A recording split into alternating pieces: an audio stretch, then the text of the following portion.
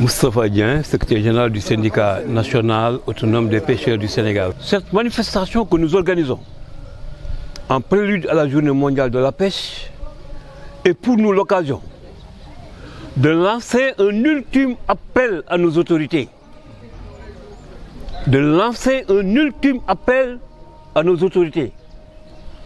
Pour les sensibiliser par rapport à la question de la pêche, pour les mettre face à leurs responsabilités.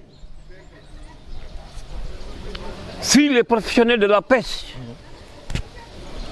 en sont réduits à cet état de fait, c'est parce qu'il y a le désespoir.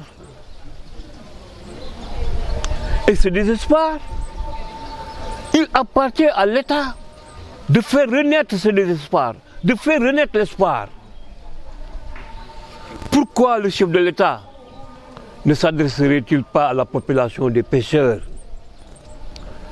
Voilà 3-4 ans qu'il nous avait promis un conseil présidentiel. Un conseil présidentiel qui portait beaucoup d'espoir. Nous savons que vu l'importance de la pêche, qui est la première source de devises pour le Sénégal, la pêche qui crée plus de 2 millions d'emplois, la pêche exerce plus de 30 000 pirogues, chaque pirogue est à une entreprise. Nous pensons que l'importance de la pêche devait amener nos autorités à s'inquiéter, à s'alarmer, à appeler à une introspection. Depuis 4 ans, on nous promet un conseil présidentiel qui portait tous nos espoirs. On pensait qu'au-delà de ce budget minimaliste de 40 milliards qui ne peut pas faire avancer la pêche, qui ne peut pas gouverner la pêche, le chef de l'État aurait fait un effort en mettant les moyens nécessaires à la disposition du secteur de la pêche.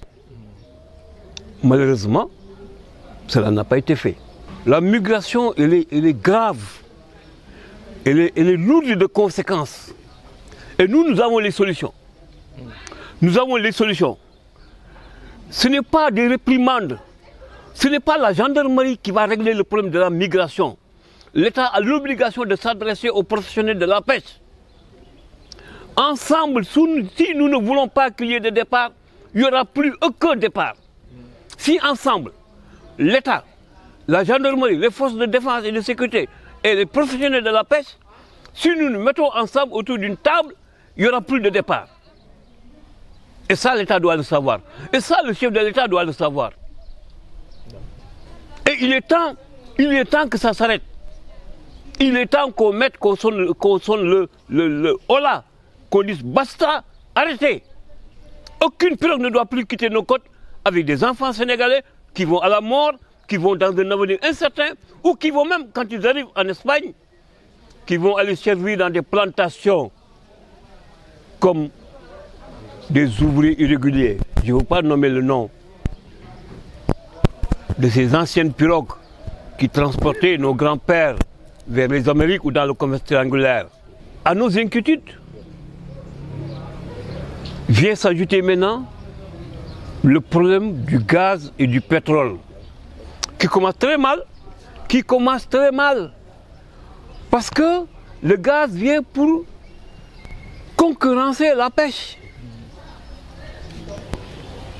Le gaz, le pétrole, l'exploitation offshore vient pour concurrencer la pêche, dans la mesure où on commence d'abord par implanter les plateformes sur les sites, sur les récifs où habitent les poissons. Comment peut-on implanter une plateforme sur un récif où habitent les poissons et on dit aux pêcheurs n'approchez plus de cette zone sur 500 mètres de rayon? Mais cela veut dire que le pêcheur, même s'il va en mer, même s'il fait une journée en mer, 2 journées en mer, il n'aura plus le droit d'accéder aux poissons. Il va tourner en rond pour revenir. Et cela augmente à l'immigration clandestine. Cela augmente au désespoir. Nous ne disons pas aux autorités n'exploitez pas le gaz. Nous ne disons pas aux autorités n'exploitez pas le pétrole. Mais le gaz, le pétrole ne doivent pas nuire à la pêche, qui est notre première source de devises. Le gaz, l'exploitation du gaz, du pétrole, ne doit pas mettre en péril ces 2 millions de personnes qui vivent de la pêche. Mais aujourd'hui, les installations sont déjà là, le travail a déjà commencé. Comment vous allez réagir par rapport à ça? Mais nous allons continuer de réagir. Pourquoi ces installations, on ne peut pas les démanteler?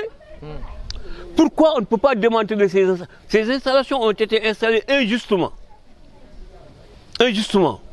Quand tu occupes injustement le terrain de quelqu'un, mais c'est les autorités, c'est la loi qui te demande de déguerpir. Et tu déguerpis.